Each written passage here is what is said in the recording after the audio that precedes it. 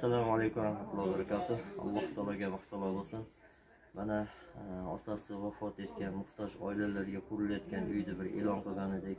Alhamdulillah sahiy aka-ukalar tomonidan o'zlarining hissalarini qo'shib beryapti. Mana bugun shu Jalloddagi akalarimiz tomonidan shu 10 ta xonaga palaslar qilib berdi va yana bir shulardan pardalar ham ertaning bitar ekan.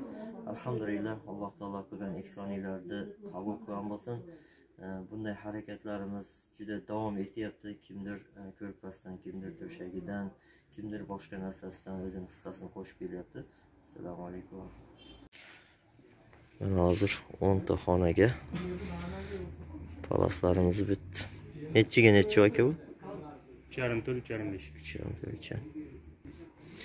Alhamdulillah mana Alloh rozi bo'lsin barchamizdan. Mana yuklandi. Alhamdulillah.